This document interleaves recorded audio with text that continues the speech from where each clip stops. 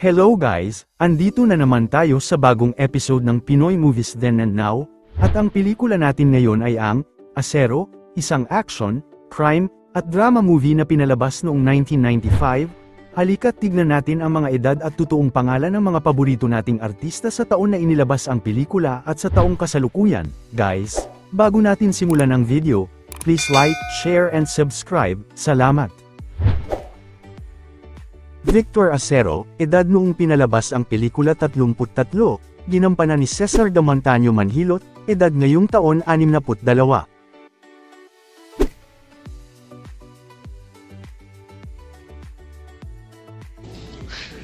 Congrats pare, talagang inuulang ka na ng buenas. Akalain mo natupad na ang pangarap mo maging pare ka. Ngayon naman, nasunod pa ang gusto mong magsilbi sa parokya natin.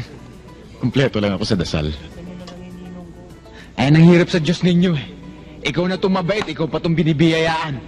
Ang dapat niyang tulungan ay yung mga katulad kong pinahihirapan dito eh.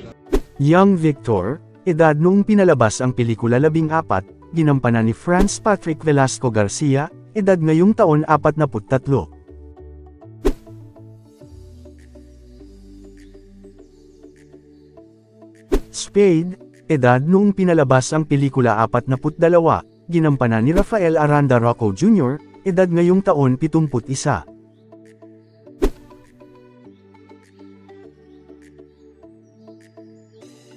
Bugoy, edad noong pinalabas ang pelikula 39, ginampanan ni Alfredo Tantay, edad ngayong taon 68.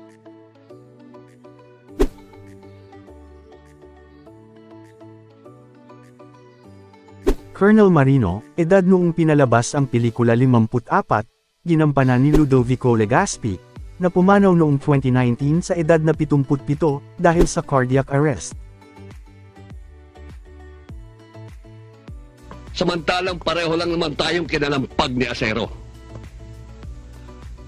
Pabayaan mo muna ako humirit. Anong ibig mong sabihin? Gagawa ko ng isang drama. Lalagyan ko ng umpisa. Pero ikaw magtatapos. Narding, edad noong pinalabas ang pelikula 34, ginampanan ni Frederick Charles Caboles Davao, edad ngayong taon 63.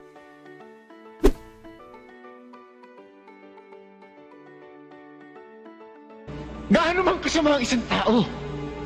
Kung may taus-pusong pagsisisi, meron tayong Diyos na handang magpatawad para sa buhay na walang hanggan, Victor! Batas ng tao pinag-uusapan natin dito, Narding! Hindi na kung sino pa. Young Narding, edad noong pinalabas ang pelikula 16, ginampanan ni Christopher Peralta, edad ngayong taon 45.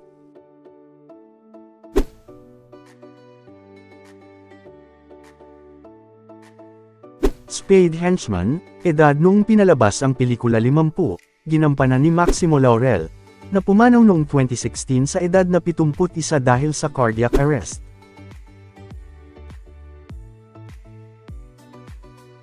Bembo, edad noong pinalabas ang pelikula 16, ginampanan ni Mark Joseph Bartley Venancio, edad ngayong taon 45.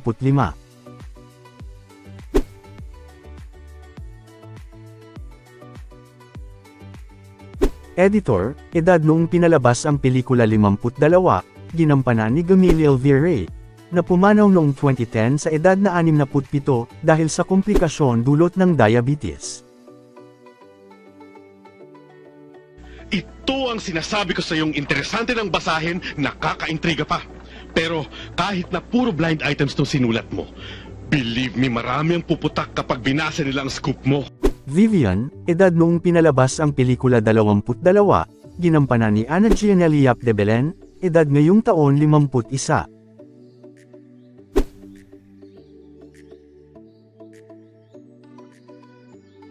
Young Vivian, edad noong pinalabas ang pelikula 11, ginampanan ni Maria Elena Paula Bautista Peralejo, edad ngayong taon 40.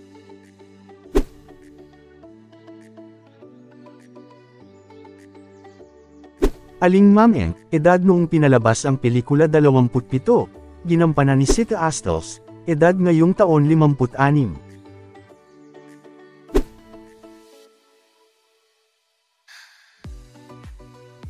Mondo, edad noong pinalabas ang pelikula 30, ginampanan ni Eruel Tunco Esguerra, na pumanaw noong 1996 sa edad na 31 dahil sa aksidente sa kotse. Choyong, edad noong pinalabas ang pelikula 36, ginampanan ni Susan Africa, edad ngayong taon 65.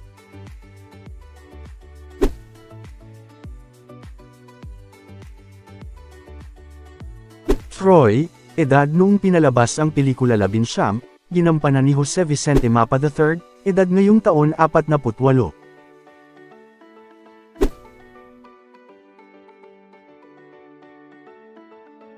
Nagtataka lang kasi kami. Ang alam namin, ubod ng tapang si Victor. Kaya namin siya inidolo eh. Pero kung naduwag siyang harapin ang sarili niyang kamatayan, di pala siya tunay na lalaki. Policeman, edad noong pinalabas ang pelikula 49, ginampanan ni Vic Belero, edad ngayong taon 78.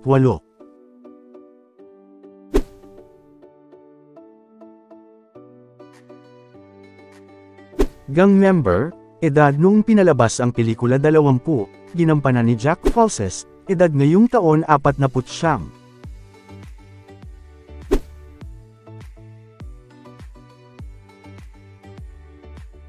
Bentot, edad noong pinalabas ang pelikula 14, ginampanan ni Kevin John Bartley Venancio, edad ngayong taon 43.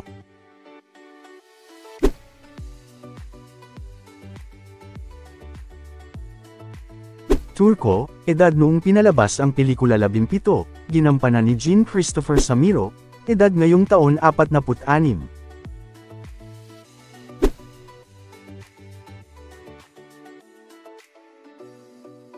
Ratso, edad noong pinalabas ang pelikula 19, ginampanan ni Victor Luis Juan Gil Adoneri, edad ngayong taon 48.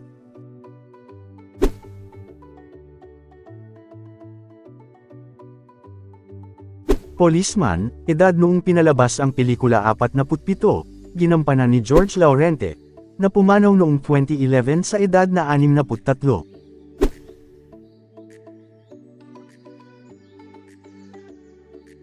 Tisoy, edad noong pinalabas ang pelikula 12, ginampanan ni Alfred Manal, edad ngayong taon 41.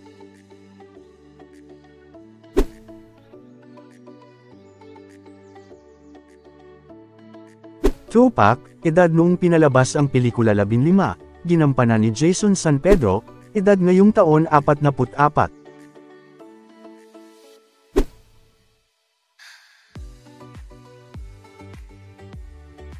Spade Henchman, edad noong pinalabas ang pelikula 40, ginampanan ni Hernando Gutierrez, edad ngayong taon 69.